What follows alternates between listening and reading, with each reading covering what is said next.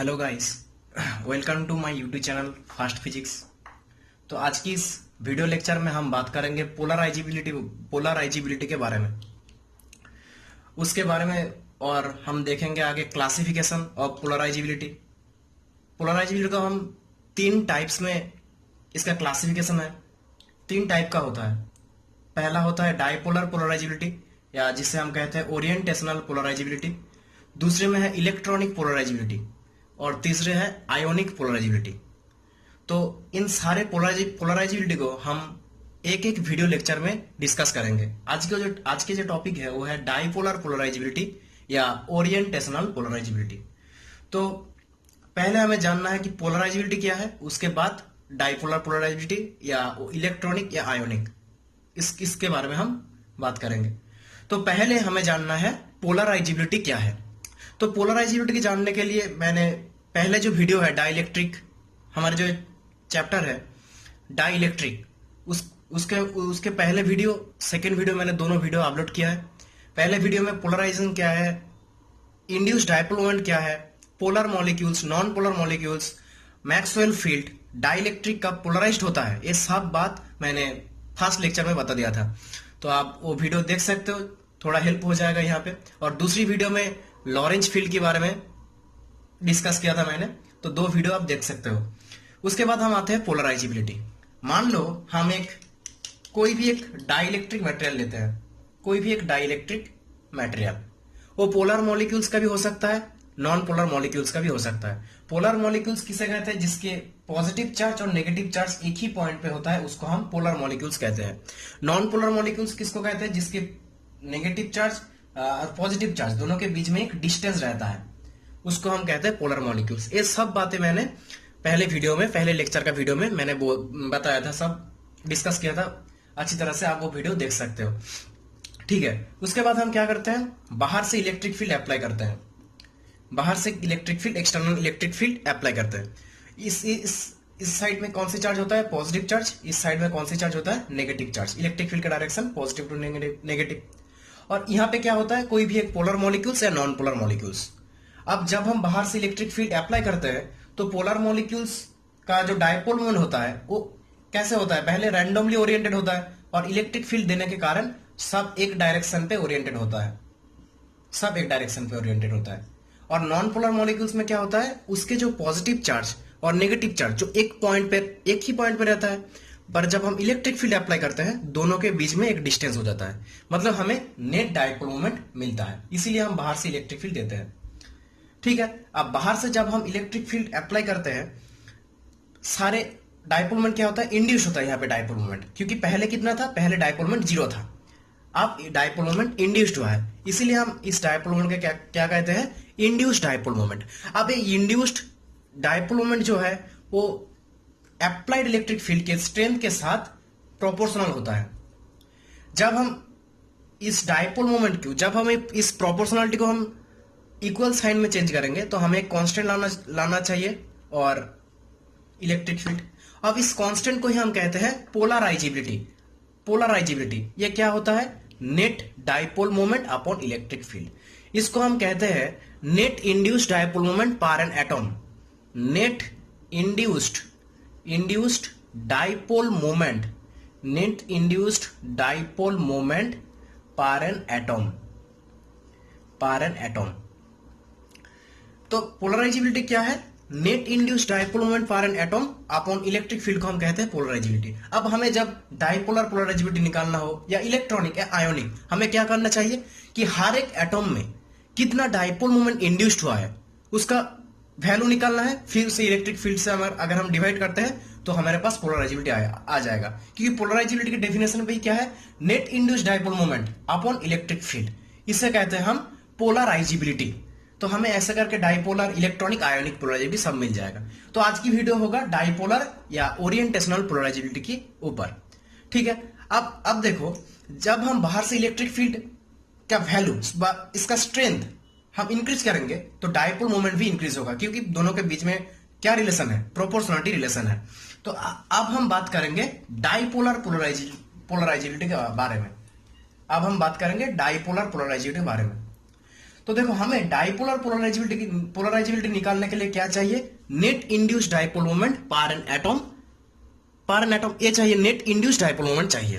तो देखो net induced dipole moment हर एक एटम में कितना डाइपोल मोमेंट इंड्यूस हुआ है, उसके लिए हमें पहले क्या जानना चाहिए कि एटम कितना है, फिर हम निकाल सकते हैं कि हर एक एटम में कितना डाइपोल मोमेंट है। तो पहले तो हमें जानना चाहिए कि एटम कितना है। तो उसके लिए हम किसकी मदद लेंगे, Maxwell Boltzmann statics. According to Maxwell Boltzmann statics, number of atoms,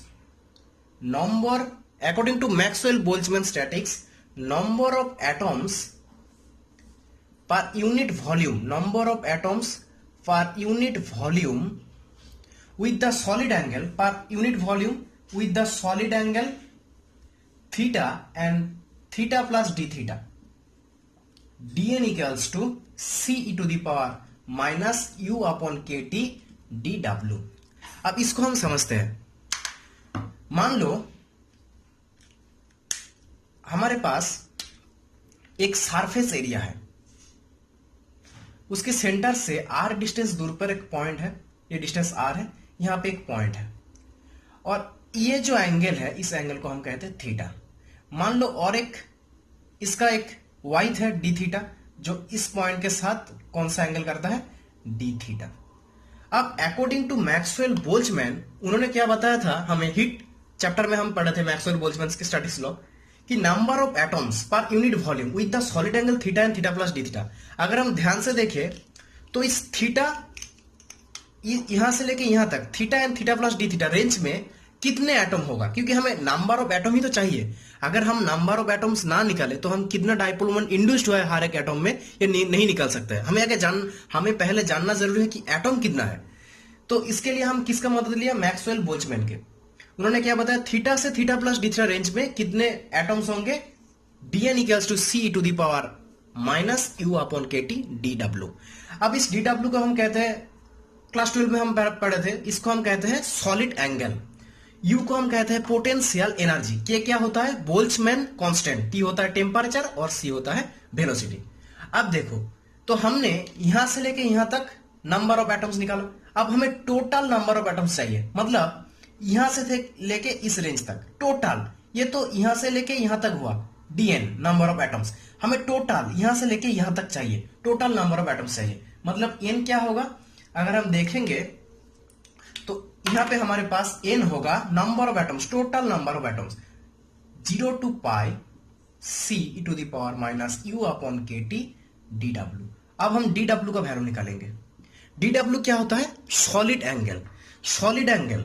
अब इस पॉइंट पे सॉलिड एंगल क्या होता है, हमने ये पढ़ा था, बचपन में पढ़ा था क्लास 12 में, क्या होता है ds cos थीटा, जो area into cos theta upon distance, इस पॉइंट का डिस्टेंस क्या होता है r, उसका स्क्वायर, यही होता है। अब थीटा क्या होता है, एंगल बिटवीन, इस तरफ क्या होगा रेडियल कंपोनेंट, और इसी तरफ क्या होगा, अगर किसी भी कोई भी एक सरफेस है, हमारे पास एक सरफेस है, तो उसका एरिया वेक्टर कौन सी डायरेक्शन पे, इस डायरेक्शन पे, और रेडियल कंपोनेंट का डायरेक्शन भी इस डायरेक्शन पे है। तो दोनों के बीच का जो एंगल होता है, उस एंगल को हम कहते हैं, क्या कहते हैं उस एंगल को हम कहते हैं थीटा। अब देखो दोनों ही एक ही डायरेक्शन पे है, दोनों का डायरेक्शन सेम है, तो दोनों का डायरेक्शन अगर सेम होता है तो थीटा क्या होता है, 0 होता है। तो मतलब cos थीटा क्या होगा, 1 हो जाएगा। मतलब dw equals to ds upon r square. अब ds होगा क्या, ds मतलब एरिया। अब देखो ये डिस्टेंस अगर r होता है तो ये कितना होगा, ये रेडियस होगा इसका, मतलब ये कितना होगा r साइन थीटा। अब एरिया कितना होता है एक सर्कुलर डिस्क का, 2 पाई r, रेडियस कितना है साइन थीटा। अब देखो ये वाइड है, ये कितना है r d थीटा, और नीचे r स्क्वायर, तो dw हमारे क्या आएगा 2 पाई, ये r square cancel, 2 pi sine theta D theta, ये हमारा आ गया dw। तो हम यहाँ पे n के जगह पे वो वैल्यू लिखेंगे, यहाँ पे क्या होगा 0 to pi c e to the power minus u k t। अब dw का वैल्यू कितना है, यहां से निकाला हमने 2 pi sine theta D theta. अब देखो, अब हमने टोटल नंबर ऑफ एटम्स निकाल लिए, ठीक है, कि टोटल नंबर ऑफ एटम्स कितना है इतना। अब हम क्या करेंगे, हर एक एटम पे कितना डाइपोल मोमेंट इंड्यूस्ड हुआ है, ठीक है। अब इसके लिए हमें क्या निकालना होगा, डाइपोल मोमेंट कितना है, नेट डाइपोल मोमेंट कितना है। देखो हम एक छोटे से एग्जांपल से समझते हैं पूरे बात को, क्यों हम नेट डाइपोल मोमेंट निकाल रहे हैं। देखो मान लो किसी भी एक बच्चे का बर्थडे है और उसने अपने हर फ्रेंड को चॉकलेट दिया है बर्थडे पे, तो उसके घर में उसके माँ कह रहा है कि कितने चॉकलेट दिया अपने दोस्तों को, कितने चॉकलेट। तो वो पहले क्या करेगा, वो पहले क्या सोचेगा कि कितना फ्रेंड था उसके पास, टोटल नंबर ऑफ फ्रेंड्स निकालेगा वो। तो मान लो उसके पास उसका टोटल फ्रेंड कितना है, 10, और उसके बाद वो क्या करेगा, कितना चॉकलेट खरीदा है मार्केट से। तो देखा तो चॉकलेट का नेट निकालेगा, कितना चॉकलेट है उसके पास, टोटल 40 चॉकलेट उसने खरीदा था। अब क्या करेगा, 40/10, मतलब अब निकाल लेगा कि हर एक फ्रेंड को कितना चॉकलेट दिया था, 4। तो इसीलिए अगर आप यहां पे भी देखो हम क्या निकल रहे हैं, net induced dipole moment per an atom, मतलब हर एक एटम में कितना एवरेज डाइपोल मोमेंट है। मतलब यहां पे देखो हम उसके लिए हमने कितना निकाला, एटम, टोटल एटम निकाला। जैसे इस बच्चे ने निकाला कितना फ्रेंड था उसका, 10, ऐसे हमने निकाला कितना एटम था, n नंबर ऑफ एटम्स था। उसके बाद हम क्या करेंगे, टोटल डाइपोल मोमेंट, जैसे इसने निकाला टोटल कितना चॉकलेट खरीदा था, ऐसे हम निकालेंगे टोटल डाइपोल मोमेंट कितना है।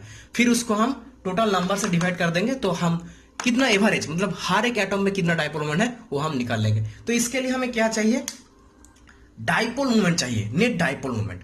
तो नेट डाइपोल मोमेंट हम निकालते हैं कैसे, देखो इस एग्जांपल को हम रहने देते हैं। अब नेट डाइपोल मोमेंट हम निकालते हैं। इस इक्वेशन को मैं इरेज करता हूं, ठीक है, इस इक्वेशन को मैं इरेज करता हूं। अब हमें चाहिए net dipole moment. Net dipole moment कितना है, मान लो यहां से लेके आप देखो थीटा से थीटा प्लस डी थीटा, इस रेंज में कितने सारे एटम्स है, डीएन नंबर ऑफ एटम्स है। इनमें किसी भी एक एटम पे डाइपोल मोमेंट है। मान लो किसी भी एक डाइपोल में हम किसी भी एक एटम पे थीटा से लेके theta plus D theta range में कितने एटम है, डीएन नंबर ऑफ एटम्स है। हमने किसी भी एक एटम का डाइपोल मोमेंट कंसीडर किया। मान लो यहां पे थीटा एंगल पे, यही जो एंगल है, इस एंगल पे मैंने एक डाइपोल मोमेंट रखा जो इस लाइन के साथ कितना एंगल किया, थीटा एंगल किया। अब ये तो डी थीटा है, थीटा एंगल, मतलब ये क्या है, एक डाइपोल मोमेंट है जो थीटा एंगल पे है। तो देखो इस डाइपोल मोमेंट, मतलब इस डायरेक्शन में डाइपोल मोमेंट है, इसका 2 कंपोनेंट होगा। देखो यहां से एक होगा पी साइन थीटा ऊपर की साइड में, और इस डायरेक्शन पे होगा P cos theta dipole moment. देखो डाइपोल मोमेंट हमारा क्या है, थीटा एंगल पे है, इसका एक कंपोनेंट इस तरफ, एक कंपोनेंट इस तरफ।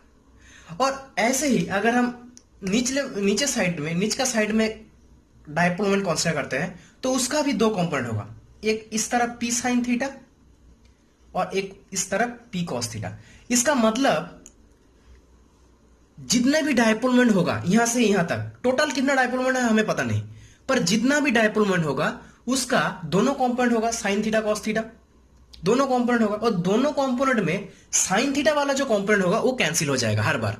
देखो यहां पे पी साइन थीटा, इस तरफ पी साइन थीटा, हर बार कैंसिल होगा। अब अगर आप इस तरफ कोई डाइपोल मोमेंट कंसीडर करते हो तो उसका जो पी साइन थीटा कंपोनेंट है, इस तरफ जो डाइपोल मोमेंट है उसका पी साइन थीटा के साथ कैंसिल हो रहा है दोनों, पर P cos theta component add होते जा रहा है। मतलब हर कोई भी डाइपोल मोमेंट, जितना भी डाइपोल मोमेंट है ना, उसका P sine theta component cancel हो जाएगा।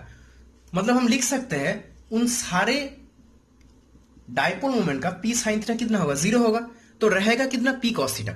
तो देखो थीटा से theta plus D theta, theta से theta plus D theta range में कितने एटम्स है, डीएन नंबर ऑफ एटम्स है। कितने एटम्स है, डीएन नंबर ऑफ एटम्स है। और हमने किसी एक के लिए डाइपोल मोमेंट निकाला, किसी एक डाइपोल मोमेंट के लिए, तो यहां से यहां तक कितना डाइपोल मोमेंट होगा ना, एक के लिए हुआ पी कॉस थीटा, तो डीएन नंबर के लिए DN into P cos theta. तो यहां से लेके यहां तक हमें टोटल कितना डाइपोल मोमेंट मिल गया।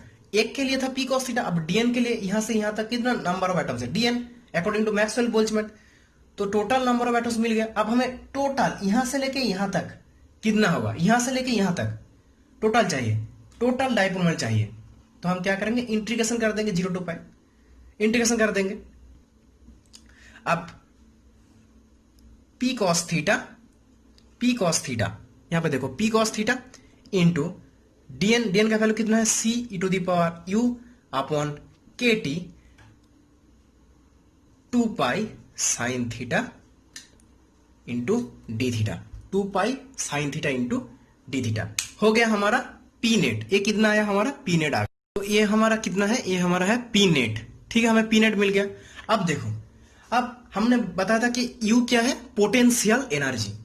अब देखो हमने जो पिक्चर ड्रॉ किया था, एक पॉइंट है, ये पॉइंट, ये क्या है हमारा सरफेस है। हम यहाँ पे किसी भी एक एटम पे एक डाइपोल मोमेंट कंसीडर किया था, ये वाला यहां मैंने ड्रॉ किया, एक डाइपोल मोमेंट कंसीडर किया। थीटा से theta plus D theta range में कितना एटम है, डीएन नंबर ऑफ एटम्स है, उस किसी भी एक एटम पे हमने डाइपोल मोमेंट कंसीडर किया। अब देखो, मान लो हम इस तरफ एक इलेक्ट्रिक फील्ड देते हैं, इस लाइन पे एक इलेक्ट्रिक फील्ड है हमारा ई, इलेक्ट्रिक फील्ड है। अब इलेक्ट्रिक फील्ड अगर होगा और डाइपोल मोमेंट कैसे है, इलेक्ट्रिक फील्ड के साथ एक एंगल पे है, तो उसमें क्या, कौन सा फोर्स काम करेगा, यहां पे टॉर्क जो होगा P क्रॉस E, मतलब PE साइन थीटा।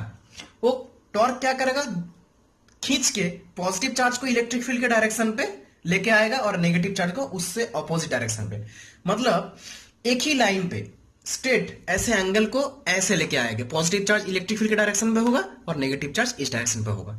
टॉर्क इस फोर्स के कारण होगा। मान लो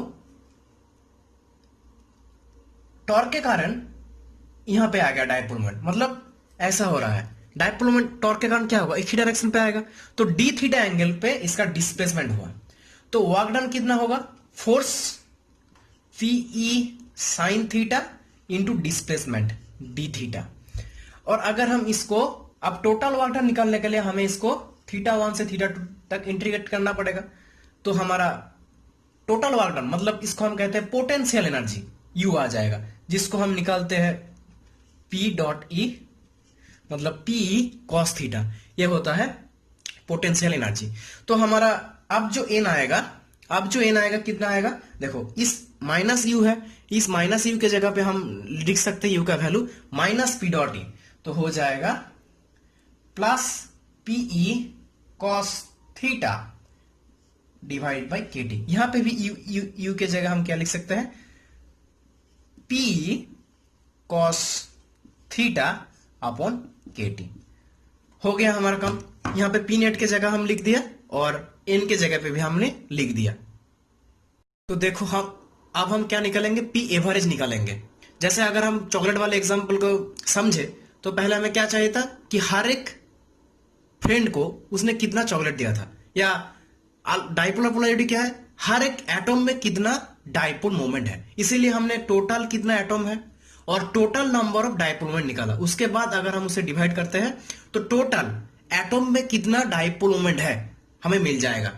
ठीक है, तो पी नेट को हमने निकाला था, पी नेट का वैल्यू हमने निकाला था, कितना होगा 2 pi C 0 to pi P cos theta e to the power P cos theta upon के T sine theta D theta. और एन भी हमने निकाला था 2 pi C 0 to pi e P cos theta upon के T sine theta D theta. अब देखो, अब हम P कॉस थीटा अपॉन के टी, यहां पे देखो उसको हम क्या लिखेंगे, इक्वल्स टू एक्स लिखेंगे इंटीग्रेशन की इजी करने के लिए। तो अगर हम इसको डेरिवेटिव करते हैं तो Pe अपॉन के टी ये क्या है, कांस्टेंट, और कॉस थीटा का डेरिवेटिव कितना आता है, minus sine theta D theta equals to d x.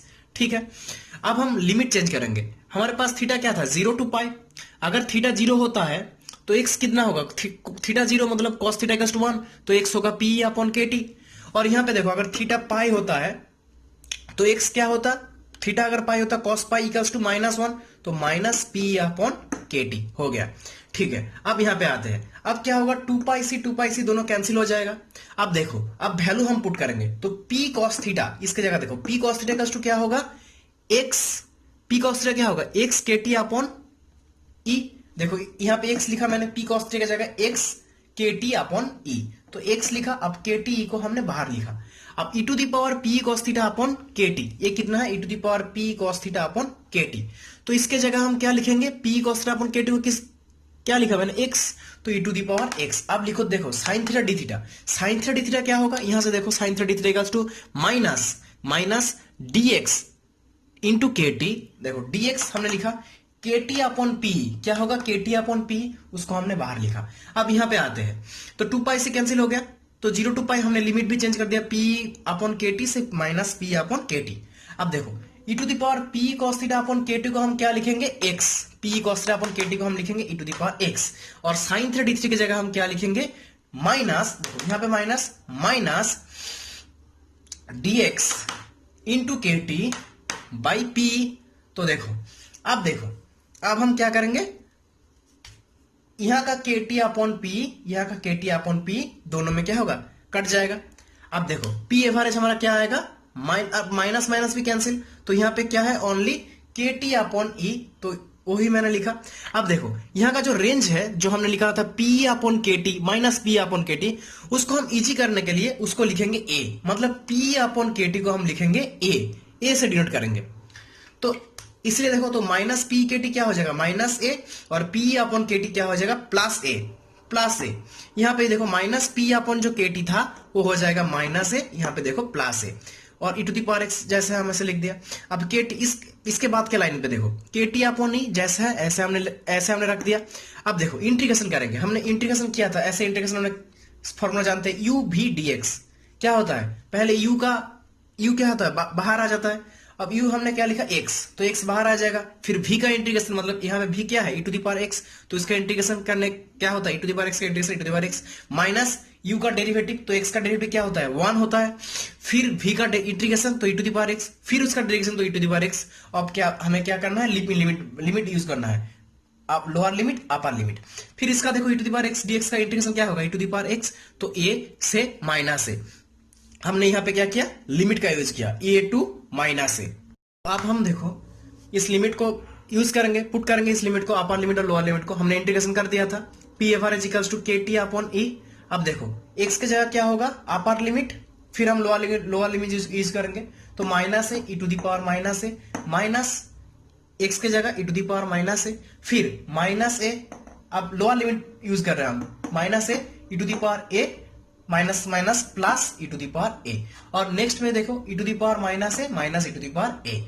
अब देखो हम क्या करते हैं, यहां से माइनस ए कॉमन लेते हैं, तो e to the power minus A common लेने से क्या होगा, e to the power A plus e to the power minus A, plus अगर हम देखेंगे यहाँ पे e to the power A minus e to the power minus A हो गया। यहां से माइनस ए कॉमन ले लिया, और यहाँ पे दो जो टर्म रह गया उसको हम प्लस में लिख दिया। अब यहाँ पे देखो, यहाँ पे माइनस कॉमन लेके हम ई टू दी पावर प्लस ए को सामने लेके आ रहा है और माइनस ए पीछे है, ठीक है।